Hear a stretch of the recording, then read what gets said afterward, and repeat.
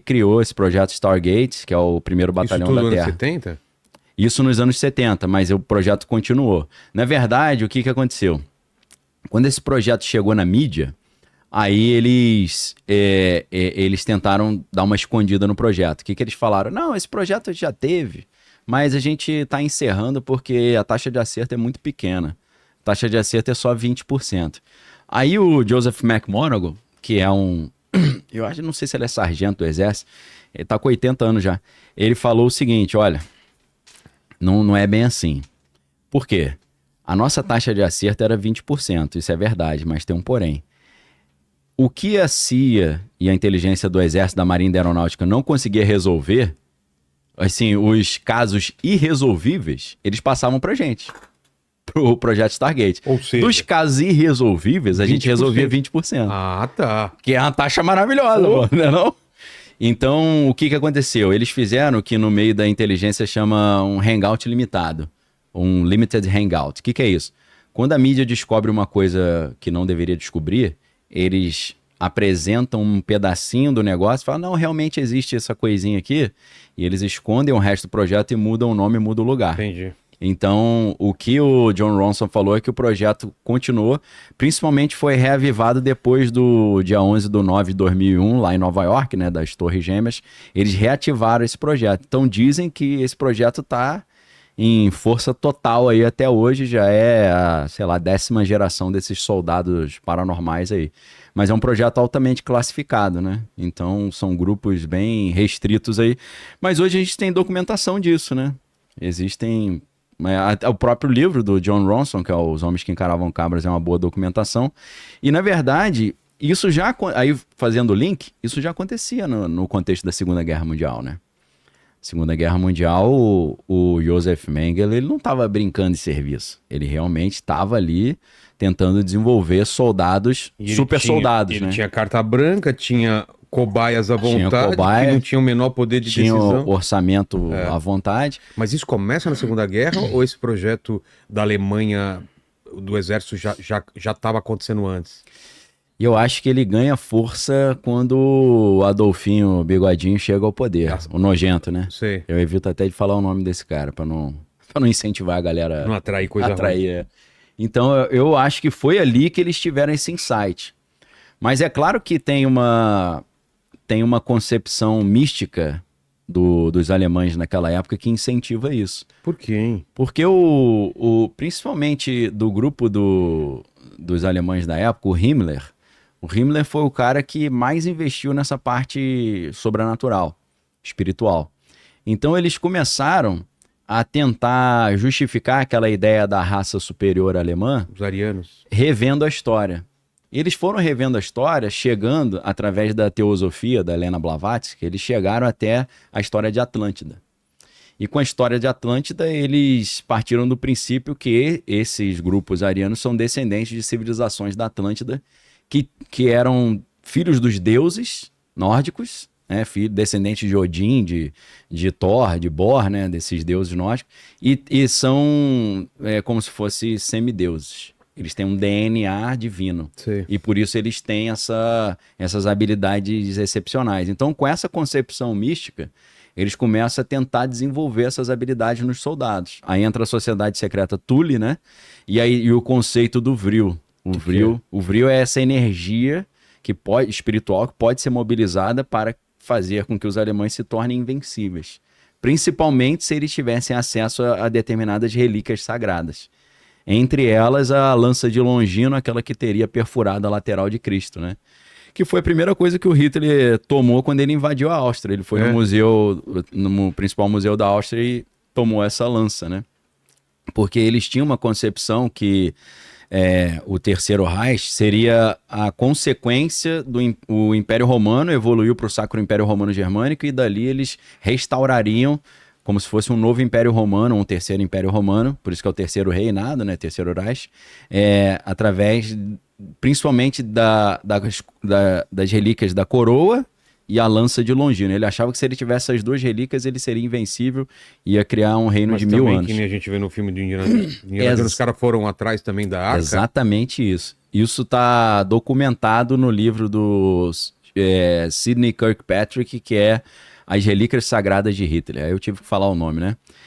Esse livro é sensacional, todo baseado em documentação histórica, e ele começa... E o autor disse que é um true crime da Segunda Guerra Mundial, né?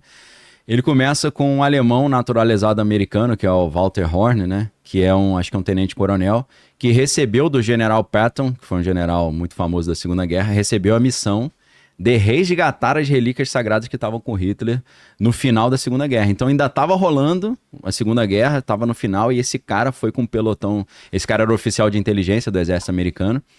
Um alemão, falava alemão fluentemente, né? Estudou na Alemanha e tudo, naturalizado americano. Ele foi de volta à Alemanha num pelotão de inteligência de operação especial para resgatar essas relíquias. O problema é que quando ele chegou no bunker do Hitler lá, não tava a lança nem a coroa que eles estavam procurando. E sumiu ou já foi devolvido? Sumiram. Até hoje? Eu não sei exatamente onde é que tá, porque eu não me lembro desse detalhe no livro, mas ele mostra uma réplica. E é interessante ter uma entrevista com o Kirkpatrick, que é o autor. Ele fala, eu tô com uma réplica da lança. Essa réplica foi usada no Constantine, no filme. É mesmo? Olha que interessante, né? Fazer uma conexão com a cultura. Que hora que eles usam? Eu não me lembro, cara. Fiquei tentando lembrar a hora que isso entra na jogada lá, mas... Constantine é do malucão lá do Watchmen também, né? Como é que é o nome dele? O Alan Moore? Alan Moore. É dele, Eu né? acho que não foi ele que... Não sei se ele criou. Ele chegou a dar um espetáculo ali, né? Que era baseado no Sting, né? O visual do Sting. Sim. Que é uma obra interessante pra caramba também, né? É. Talvez ele tenha criado no Monstro do Pântano, deve ter aparecido. Sim. Mas pode ser. Então, esse Walter Horn é o Indiana Jones, pô. É esse cara que tá em busca das relíquias pra tomar de volta dos alemães. Então, realmente, eles estavam atrás, inclusive, da Arca da Aliança, igual você falou. E eu fiquei impressionado, porque eu fui criado assistindo Indiana Jones, né, meu irmão? Aí eu, marmanjo já, cabelo branco, falei, caraca, tem fundo de verdade isso aí, mano. Santo Graal. O Graal, eles estão... O Himmler, principalmente, era ficcionado pelo Graal e pela Arca. Esses caras aí estavam realmente buscando isso. Porque eles acreditavam que ia liberar um poder de Deus, o que era? Com essas relíquias, eles conseguiriam mobilizar esse vril, que seria... Eles poderiam criar uma arma de destruição em massa. E talvez isso tenha dado uma vantagem competitiva bélica para os Estados Unidos, porque enquanto os Estados Unidos estavam fazendo o projeto Manhattan, criando a bomba atômica, eles estavam investindo mais nessa parte mística e na questão mais antigravidade eletromagnética. Ah, é? É. Então aí... Que acabou não dando em nada. Dizem que eles envolveram uma espécie de... como se fosse um OVNI, né? Que é o The Bell, né? Que é o sino, que era de antigravidade, mas aquilo perto da bomba atômica, né? Não tinha tanta força. E também que os alemães acabaram sendo esmagados de um lado pela Rússia, do outro pelos americanos e os aliados, né? Não deu tempo deles envolverem. Mas a grande questão é que no livro do Kirkpatrick, ele mostra que eles tentaram fazer o terceiro Reich, mas deixaram tudo pronto para o quarto Reich.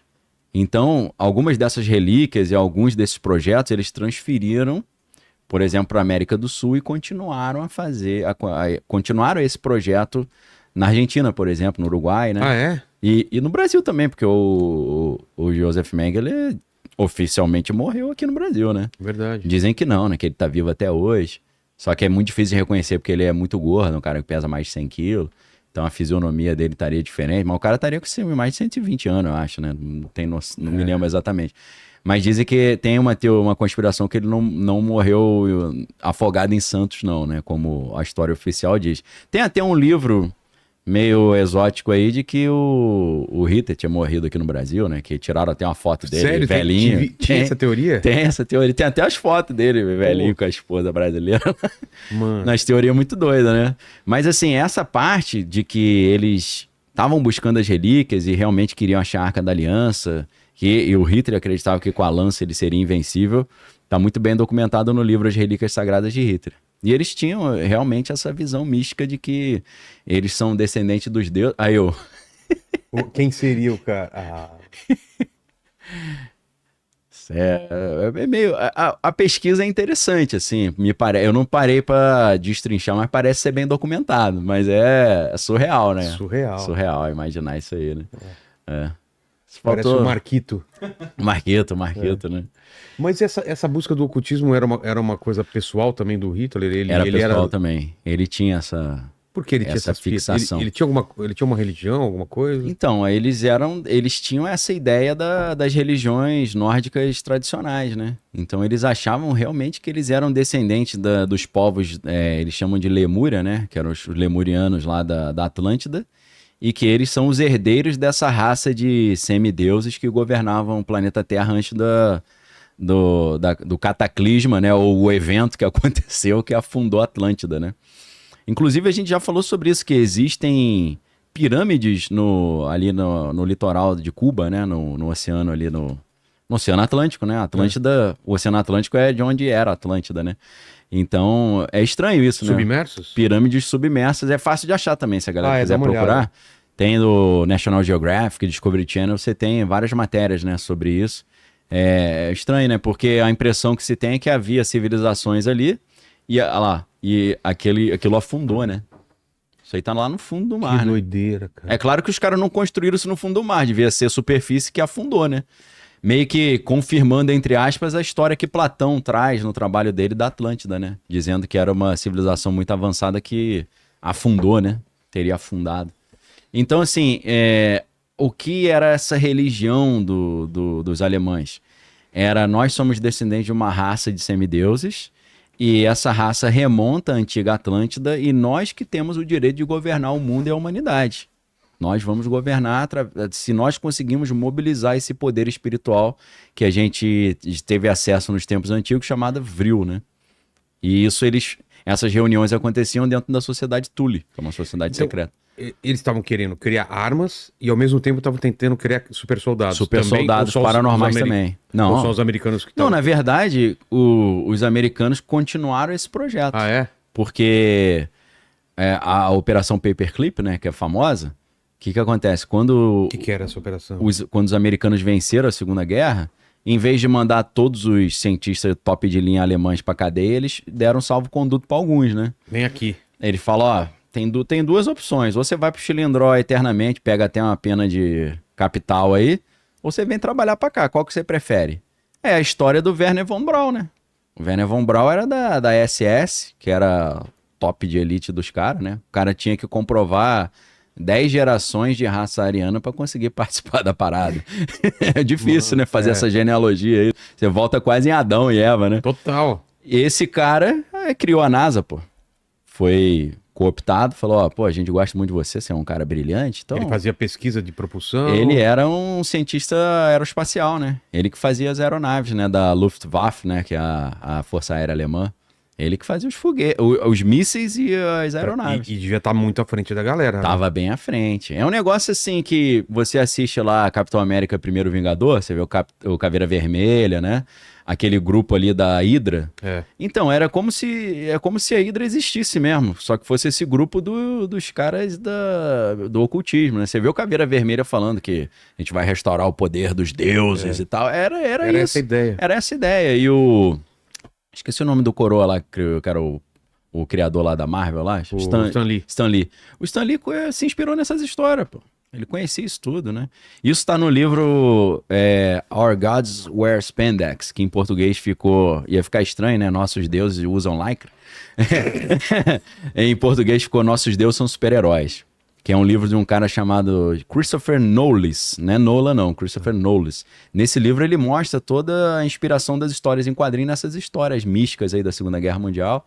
Inclusive ele fala da Batalha Mística da Inglaterra, que é um tema incrível, que tem tudo a ver com essa história toda que a gente tá falando. Que batalha seria essa? Essa história é incrível, é sensacional, porque tá em vários arcos narrativos das histórias em quadrinho, da cultura pop, né, nerd.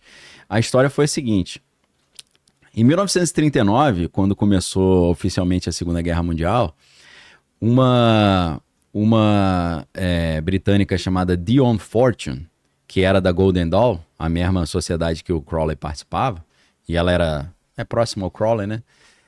Ela teve uma ideia era muito nacionalista, né, patriota de entrar na guerra, mas em vez de ser dando tiro, entrar com a magia. Ah, é? Então ela montou uma equipe de magos para poder vencer os alemães na guerra. Então A história, ela tem um livro, né? The Mystic Battle of England, um negócio assim. Ou Mystic Battle of Great Britain, né?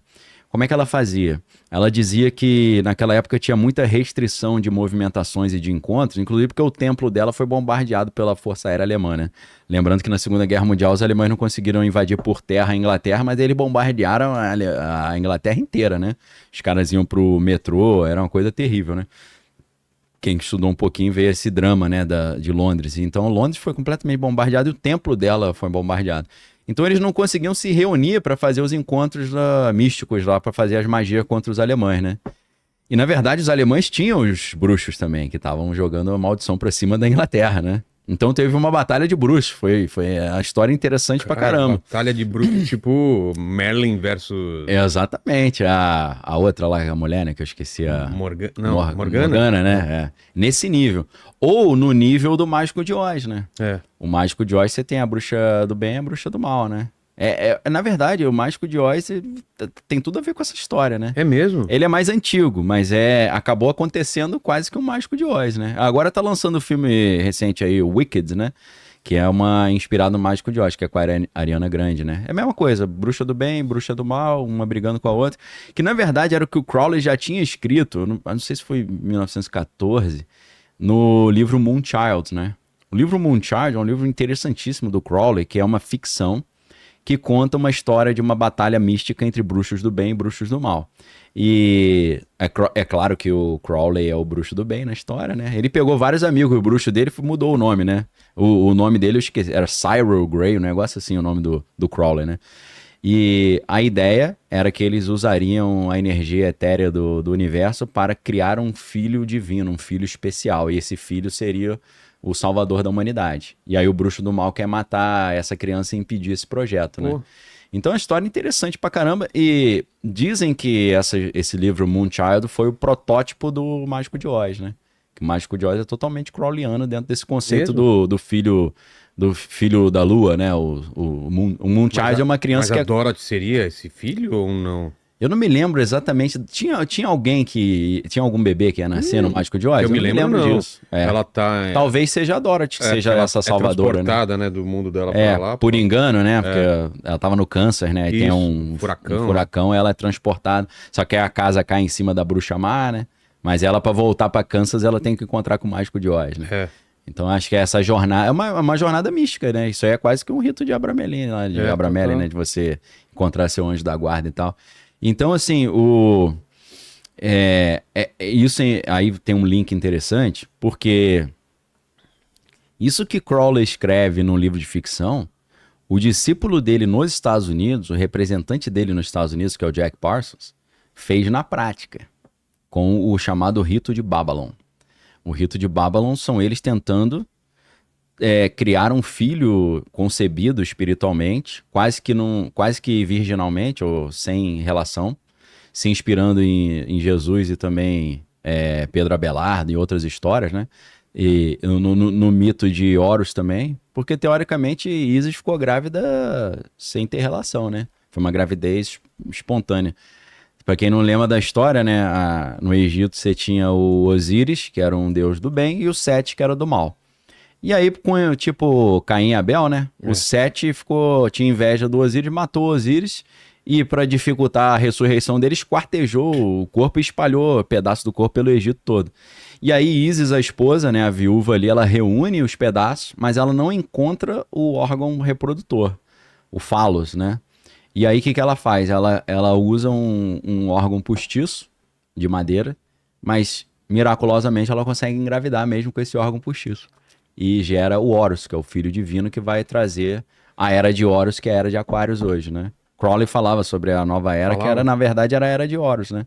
Era Horus voltando a reinar e o cristianismo sendo superado, né?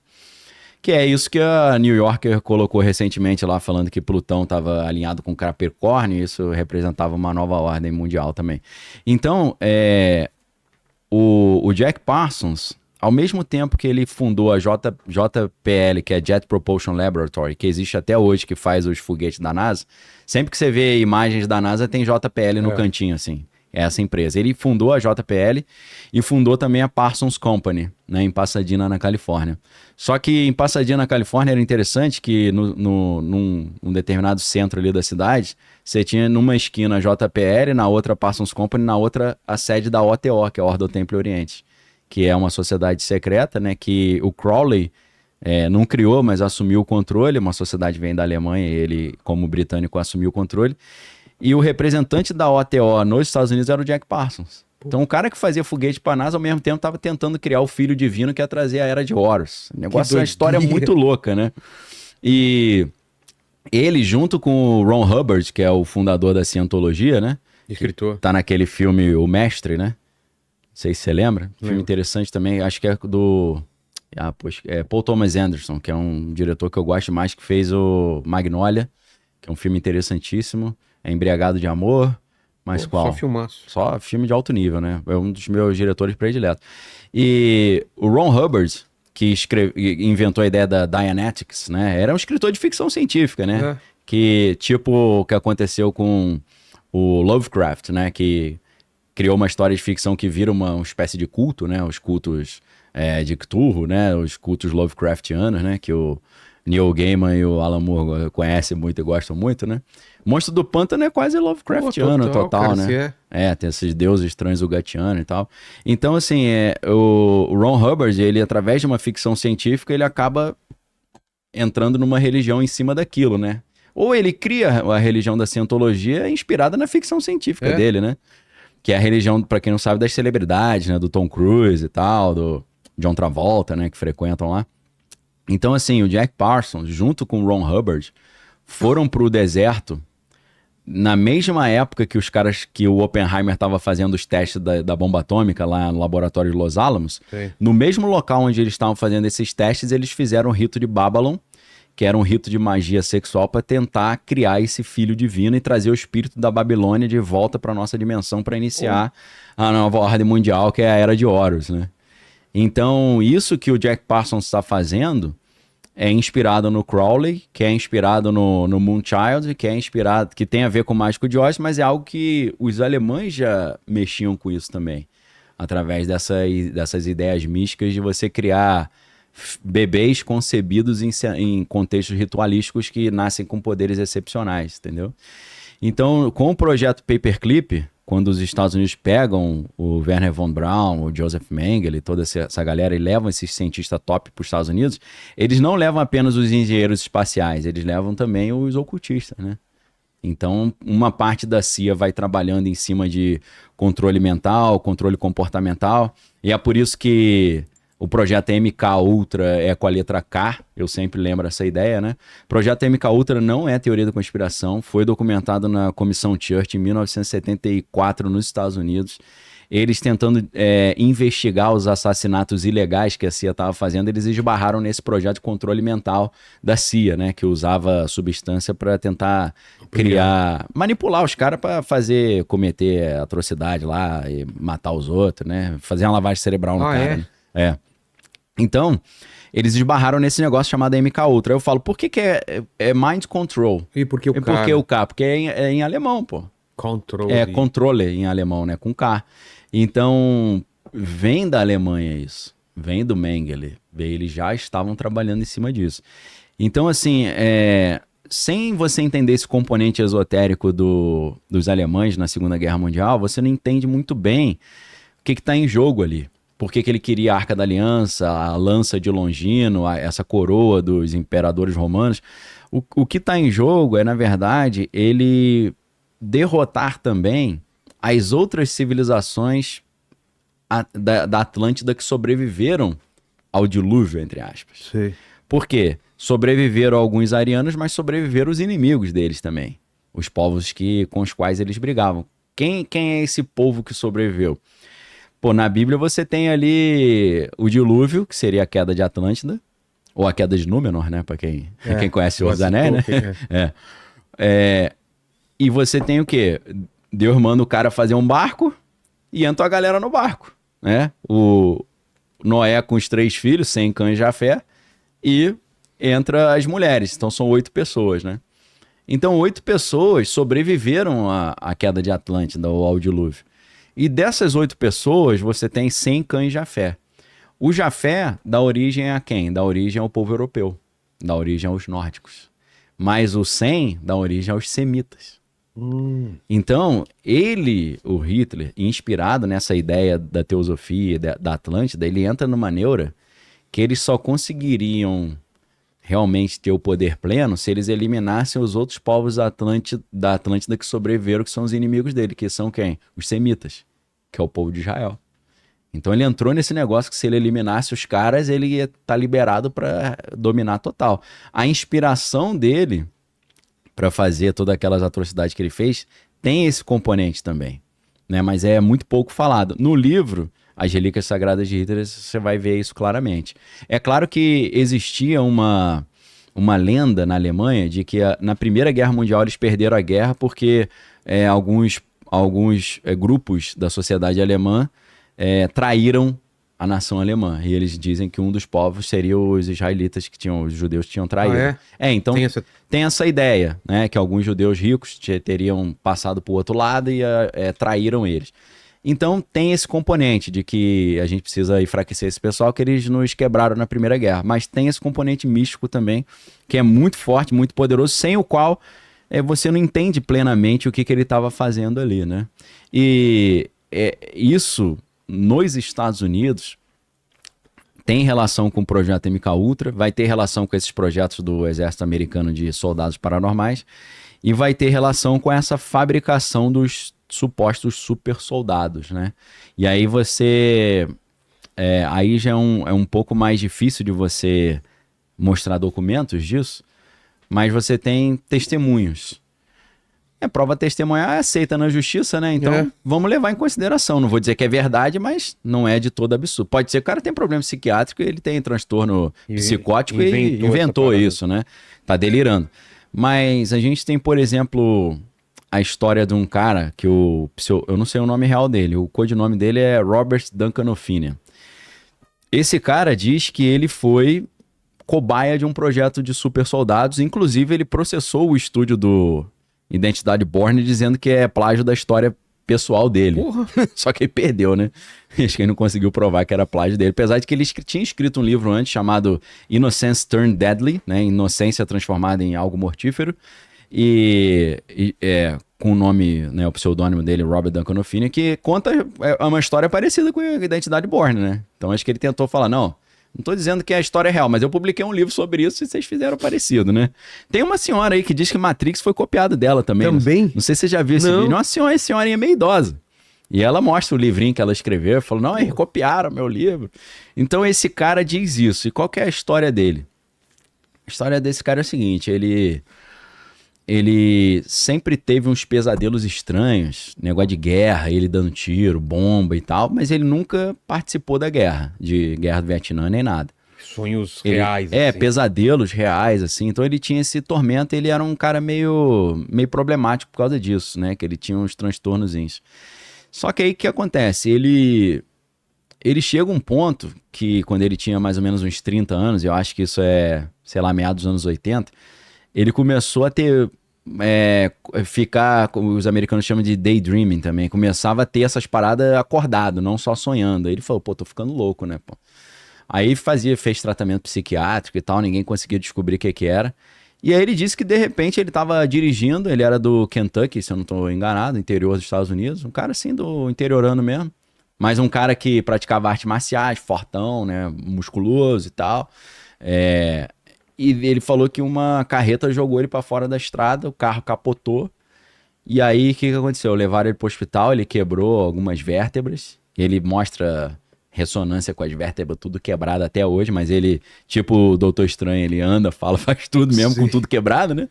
No caso do Doutor Estranho é a mão, né? A mão, ele viu um cara jogando basquete, né, no filme, né? Não lembro se na história em quadrinho é assim, né? E ele descobre que o cara tinha a coluna toda quebrada e tava jogando basquete. Ele falou, como é que é isso? Ele falou, não, porque tem um negócio lá no Tibete e tal, né? Aí deu a dica pra ele, né? Do ancião, né? Que depois virou a anciã por pressão da China, né? Você sabe dessa história? Não. A China não queria que tivesse um cara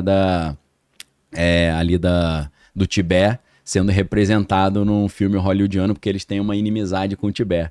Então tiraram um ancião tibetano e botaram uma mulher nórdica, né? Sei lá, anglo-saxã, né? Que é a Tilda Swinton, né? A atriz. Porque a China patrocina muito, né? Os estúdios de Hollywood. Então, esse cara disse que quando jogaram ele pra fora da estrada, ele foi pro hospital e botaram ele numa máquina de ressonância. Ele disse que na hora que ele entrou na máquina de ressonância, embaralhou tudo. Ele começou a ver aquelas cenas, ele falou, cara, tô louco, vou morrer e tal. E aí, ele falou, cara, tô totalmente louco. Começava a vir as imagens de tiro, não sei o quê. E aí uma vez, ele tava na rua, aí um cara cumprimentou ele. Falei, e aí?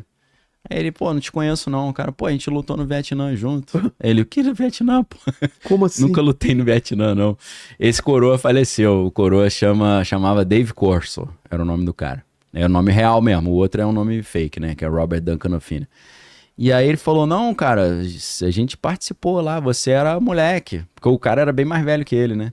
Aí ele falou, pô, eu participei da Guerra Vietnã com 15 anos. Ele falou, você era de um pelotão especial de paranormais e tal. Aí ele, que isso, rapaz, tá maluco? E o cara falou, não, peraí, deixa eu te contar essa história. E aí o cara conta a história pra ele. E ele fala, cara, então a minha memória da minha adolescência é toda fake, pô. E aí ele começa a conversar com os amigos. Poxa, quando eu tinha entre 14 e 18 anos, eu tava onde? Os caras falaram, sei lá, cara, você sumiu, seu pai falou que você tinha viajado, que você foi estudar fora. Aí ele falou, eu me lembro da gente aqui na cidade natal. Aí ele descobriu que as memórias dele eram meio falsas. E aí... Cara... Aí ele falou, cara, se eu fui do exército, deve ter algum registro. Aí ele só achou um registro dele tendo um atendimento médico no exército. Um boletim médico dele. Então ele achou, tipo, uma prova de que ele fez alguma coisa no exército, mas ele não se lembra. E aí... O Total Recall lá, Tipo, Vingador do Futuro, né? Nesse nível. E aí, hoje a gente sabe que implante de memória falsa é um negócio meio fácil, né? De fazer. É mesmo? Através de manipulação mental. Sensões de... Porque a gente sabe que quando a memória é bem plástica, né? Bem fluida. Quando você lembra, ela é como se tornasse editável novamente. Hoje isso é muito usado para transtorno pós-traumático para militar, né? Para o cara tentar refazer essas memórias e substituir por memórias positivas, né? Então, o que ele descobre?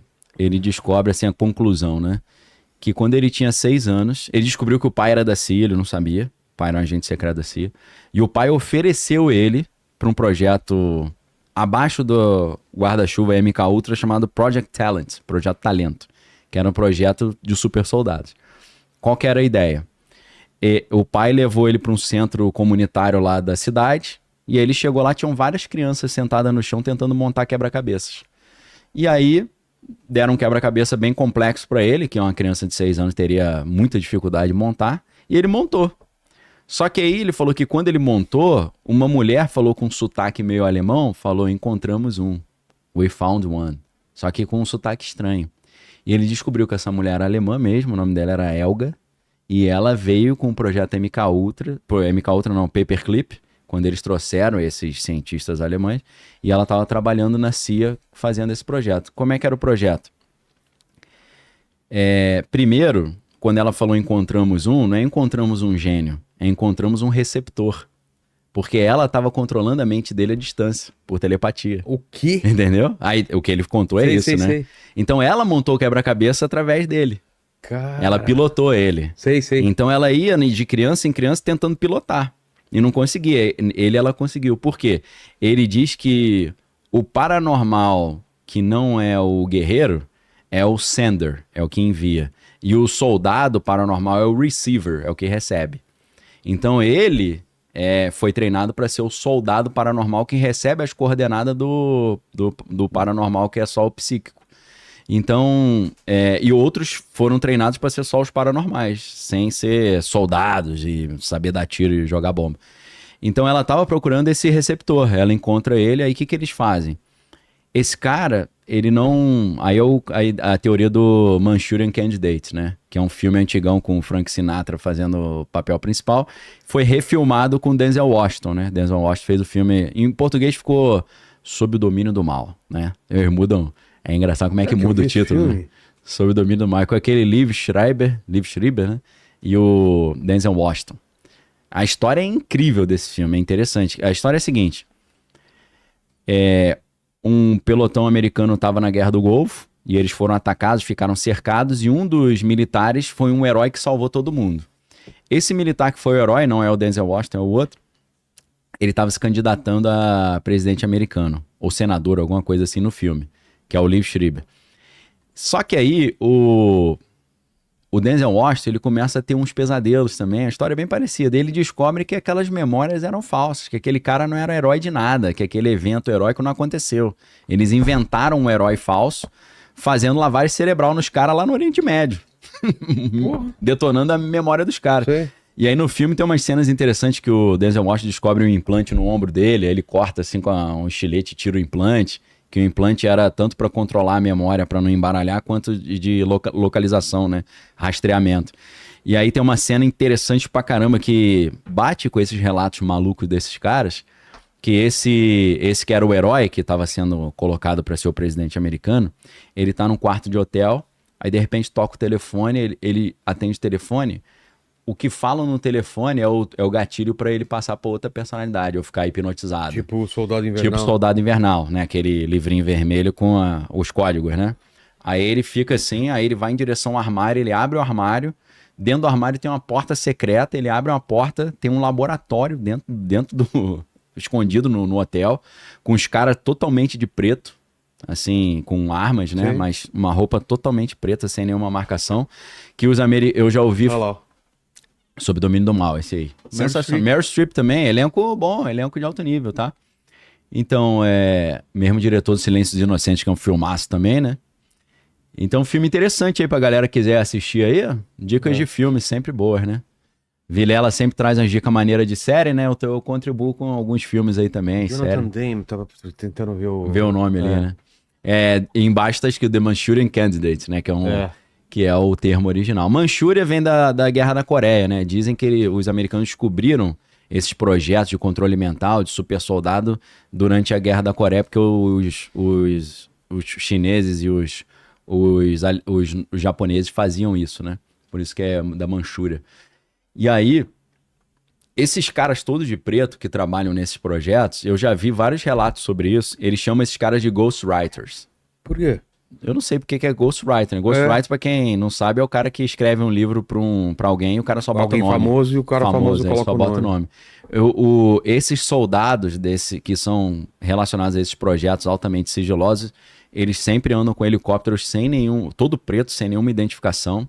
E eles são os caras todas sempre assim. Às vezes eles saem na rua com a moto toda preta, com a roupa toda preta. Eles chamam esses caras de ghostwriters, né? A primeira vez que eu vi foi um veterano do exército chamado Dan Burrish, que falou sobre esses ghostwriters. Aí eu sempre ouvindo essas histórias, né? Que eu me amarro nessas histórias malucas, né? Também gosto. Aí, de repente, eu olho no filme, cara, é a mesma parada. O cara manipulando a mente do cara, e os caras todos de preto. Falei, esse maluco... Ou eles estão se inspirando nessas histórias, ou eles estão baseando em fatos reais.